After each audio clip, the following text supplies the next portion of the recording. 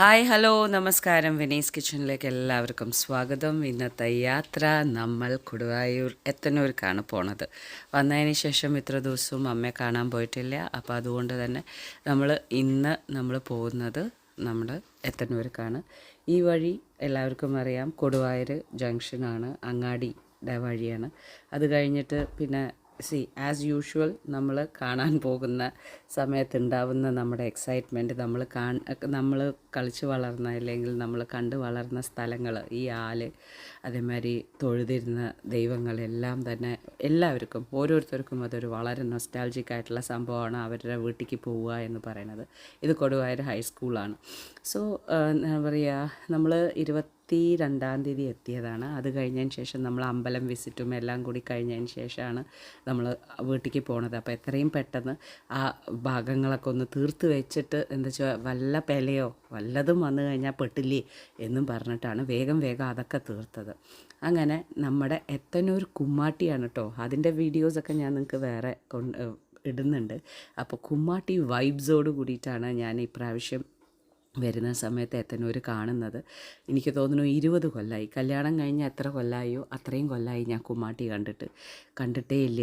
ഞാൻ കല്യാണം കഴിയണതിന് മുമ്പാണ് കുമ്മാട്ടിയൊക്കെ. പക്ഷേ ഇപ്പോഴൊക്കെ കുമ്മാട്ടി ഒരുപാട് ഡിഫറെൻ്റ് ആയിട്ടുണ്ട്. നമ്മുടെ വീട്ടിലേക്ക് പോകുന്ന വഴിയാണ്. ഇതാണ് എൻ്റെ വീട്. അപ്പോൾ അവിടെ എന്താ പറയുക, ഞാൻ അമ്മയെ കണ്ടിട്ട് കുറേ ആയി, കുട്ടികൾ കണ്ടിട്ട് അതിലും കുറേ ആയി. ഞാനെങ്കിലും പിന്നെ ഇടയ്ക്ക് വന്നു പോയി എന്നെങ്കിലും പറയാം.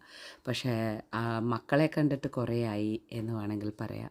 സോ യെസ്, അമ്മ വെയിറ്റ് ചെയ്യുന്നുണ്ടായിരുന്നു. ആൻഡ് ബാക്കി കുട്ടികളെ കണ്ട എക്സൈറ്റ്മെൻറ്റ്, എന്നെ കണ്ട എക്സൈറ്റ്മെൻറ്റ്, ആളൊന്ന് ചെറുതായിട്ടൊന്ന് വീണിട്ടുണ്ടായിരുന്നു. അപ്പോൾ അതിൻ്റേതായിട്ടുള്ള ഒരു ഇടുപ്പിൻ്റെ ഒരു വേദനയും കാര്യങ്ങളൊക്കെ ആയിട്ട് നിൽക്കുകയായിരുന്നു.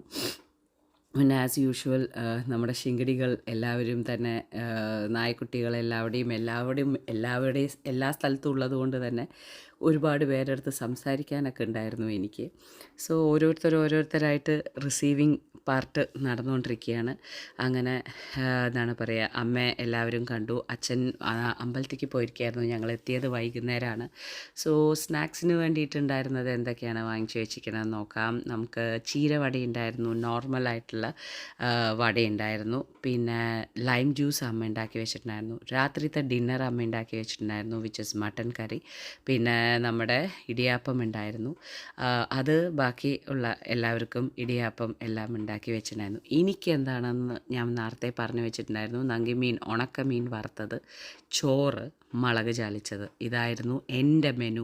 ഞാൻ കഴിച്ച മെനു ഇട്ടുള്ളൂ. എന്താ കാര്യം വെച്ചാൽ പയറും പായസവും ഉണ്ടായിരുന്നു അമ്പലത്തിൽ നിന്ന് കൊണ്ടുവന്നത്. സോ എൻ്റെ മെനു ഞാൻ വളരെ ക്ലിയർ ആയിട്ട് പറഞ്ഞിട്ടുണ്ടായിരുന്നു. എനിക്ക് വേറെ ഒന്നും തന്നെ വേണ്ട, മുളക് ചാലിച്ചത് പ്ലസ് ചോറ് പ്ലസ് നങ്കിമീൻ വറുത്തതായിരുന്നു. അങ്ങനെ ഞങ്ങളുടെ ആസ് യൂഷ്വൽ ഇരുന്നിട്ടുള്ള സംസാരങ്ങൾ, കാര്യങ്ങൾ, വിശേഷങ്ങൾ പറഞ്ഞ്, എന്താ പറയുക, അമ്മയും മകളും ഇരുന്ന് സംസാരിക്കാൻ തുടങ്ങിക്കഴിഞ്ഞിട്ടുണ്ടെങ്കിൽ വിശേഷങ്ങൾ പറഞ്ഞു തീരില്ല എന്നാണല്ലോ പറയുക. അതേ തന്നെയാണ് സംഭവം. പിന്നെ അച്ഛൻ വന്നു.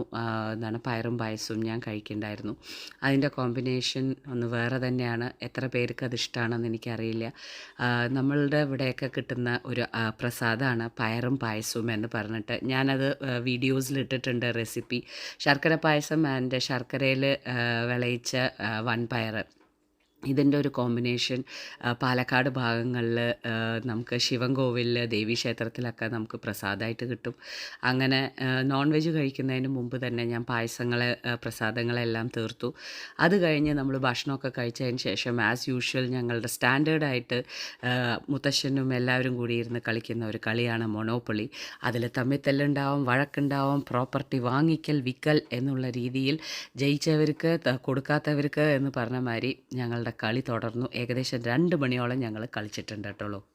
അങ്ങനെ തോറ്റവർ കരയുന്നു, ജയിച്ചവർ ഓക്കെ എന്ന് പറഞ്ഞിട്ടുള്ള രീതിയിൽ കാര്യങ്ങൾ കഴിഞ്ഞു. അപ്പം ഞാൻ ഈ വീഡിയോ ഇവിടെ അവസാനിപ്പിക്കുന്നു. ഇനി നാളെ കാണാം.